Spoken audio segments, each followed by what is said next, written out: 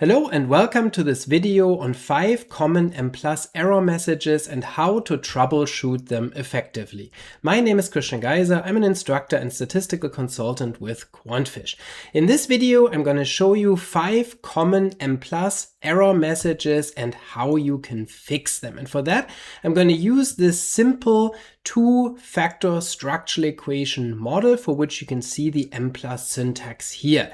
I have manipulated this syntax in a way so that it contains multiple errors that will cause Mplus to not estimate the model properly. And so then we will see what the different warning messages look like, what they mean, and how we can fix them. So let's get started. Let's take a look at this input file real quick before we try to run it. So this is a structural equation model with two factors. Here's a data file named data.txt. We have 4 variables in this data set, y1 through y4, and I have a two-factor SEM model here.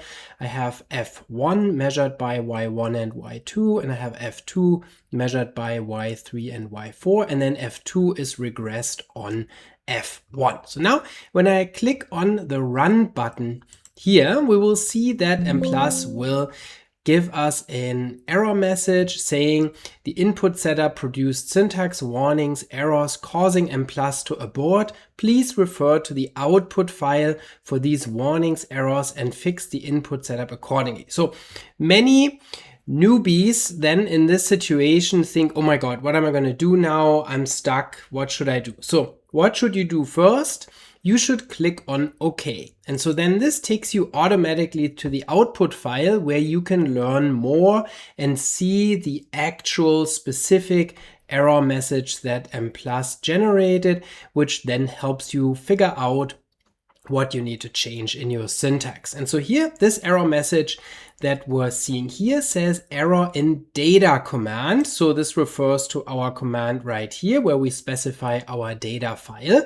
And it says the file specified for the file option cannot be found. Check that this file exists, data.txt. This is a very, very common error message that especially newbies often run into when they first get started with Mplus. And so this can have different reasons. So one reason could be that your data file really isn't in the directory, in the folder in which you have your input or syntax file. So you want to verify that in your folder where you have your syntax, you also have that data file, and make sure also that the file extension is correct. So here I specify the file extension as .txt, and the reason for this error message in my case is that there is a data file in the directory, however it does not have the extension .txt, but rather it has the extension .dat. And so when the file extension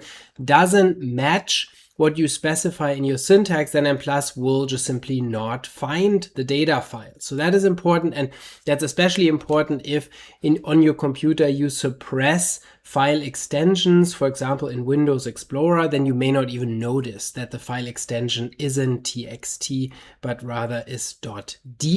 So we can fix this very easily by going back to our input file syntax, and then rather than specifying file equals data.txt, in this case, I'm going to specify data.dat because I know that the file with this extension is in that directory. Now, of course, there may be other reasons for this error message. For example, when the file simply isn't there. So maybe you have saved the data file with a correct extension in a different folder, or you don't know where it is. So then first of all, you need to figure out where's that data file, and you need to put it into the same folder in which you also have your syntax or input file saved.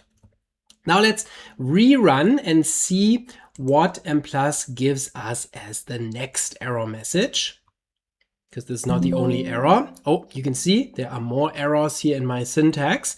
And so again, we're getting the same generic message about syntax warnings and errors. And once again, what you need to do is click on OK so that you can actually figure out what the specific warning is that Mplus here issued. And so now the error is again about the data. However, it's a different error message that says the number of observations is 0. Check your data and format statement data file data.dat.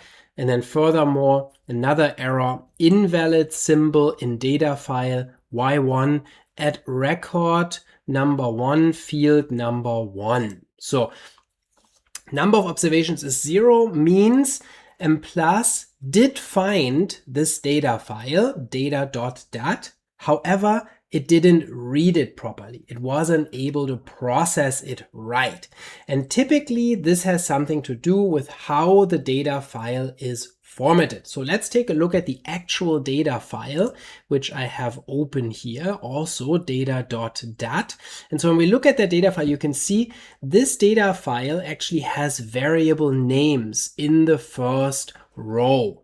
And that is something that Mplus does not like. Mplus wants the variable names only in the variable command under names. So we specify our variable names in the syntax, not in the data file. So that's a very, very common mistake, to save a data file for Mplus that has variable names in the first row. And so we want to make sure we get rid of those. So I'm going to delete those, and then I'm going to save the data file by hitting the save icon here. So I have now a data file without variable names, where I only have the 4 columns with the numeric values. And then Mplus should be able to read this file correctly. Now, this is not the only version or the only situation where you might get this message, the number of observations is 0. This can also happen when you have other weird symbols in your data file, or when the data file is not in the right format otherwise. So make sure you have a tab delimited text only format. So text tab delimited text only is what Mplus can read easily. You can generate that easily with Microsoft Excel or in SPSS, and I have a separate video where I show how you can generate data files in formats that Mplus can read. Make sure no variable names are in the data file, because that will always trigger this type of message. Okay, so going back to our input file syntax, again by closing the output file and then going back to our input file here. Then what we need to do is now nothing, because the error, the problem was in the data file. I deleted the variable names in the data file. So now there shouldn't be any more problems processing the data. However, there may be other problems. So let's check it out. So I'm going to click on run again, and another error message. So again, the generic message appears that there was some sort of problem. So we're going to click OK, and we're going to look at the output again. And so now the error message is in the model command, and the error here is unknown variables in a by statement y4. So why did that message occur, that Mplus said, oh, I can't find variable y4, which is in your model statement here in the by statement for factor f2, because y4 is here. So in the names list, you can see y1 through y4, it's here. However, the problem here is that it's not in the use variables list. So the use variables list erroneously specified y1 through y3. And so y4 is missing from the use variables list. So let's go back and let's fix that. So I'm going to go back to my input file. And so then now I'm going to write y1 through y4 here. So I'm going to have the correct number of variables in my use variables statement. All variables that I used in the model should be in the use variables statement. And so then let's see what happens when I do that. Okay, great. No more error message. You can see input reading terminated normally. However, I promised you 5 error messages, so I'm going to show you 2 more. So another one gets triggered oftentimes when you forget a semicolon. So assuming I didn't put a semicolon here, so I forgot to place the semicolon at the end of the names list, then this triggers another very typical Mplus error message that often confuses people. So let's click on run and see what happens in that case. You can see here it is, error, and then the error message says variable names must begin with an alphabet character equals. So this is very confusing because these are alphabet characters, so that's fine. So you might think, okay, what's the problem here? So the problem is that since we did not place a semicolon after the last variable, so behind y4, Mplus continues to read the names list. So it doesn't care that there is a line break here and that there's a new line. Instead, what it does is it says, okay, there are 4 variables, y1, y2, y3, y4, and then the next variable is called useVar because there's no semicolon. So it continues to read the names list and expects there to be another variable called useVar, and that's fine. But then it expects there to be another variable that is called equals. And that doesn't work because the equals sign is not an alphabet character, and so Mplus says a variable cannot be named equals. So that doesn't work. So then you get this error message. So this means to say what we have to do, of course, here is we have to go back and put the semicolon. Now, missing a semicolon at the end of a subcommand can trigger a whole bunch of other error messages. So that's one thing that you always should think of whenever you get an error message that you can't figure out. Go back to your syntax and check to make sure that every subcommand ends with a semicolon. It can go over multiple rows. That's no problem. So you can have multiple lines of codes without of a single subcommand without a semicolon. However, at the end of the subcommand, there has to be a semicolon. Otherwise, Mplus will just assume that the subcommand is not yet completed and it will continue read the subcommand. And then that then runs into a different subcommand erroneously. And then that can cause problems. So that's always something to think of when you get an Mplus error message. Did I forget a semicolon somewhere? Okay, and then there's one more that I want to show you in a different input file here that I called Mplus error messages part 2. And so here I have a different type of model. So here I'm using a single factor confirmatory factor analysis model. I'm using the same data file, data.dat. I have the same variables, y1 through y4, and I specify a single factor model f1 by y1, y2, and y3. So that should be good, right? So let's go and click the run button.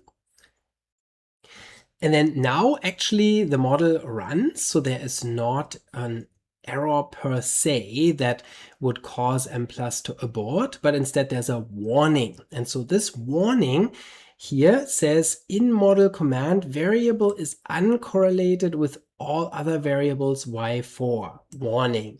At least one variable is uncorrelated with all other variables in the model. Check that this is what is intended. And so this is also a very, very important error in Mplus that often gets overlooked.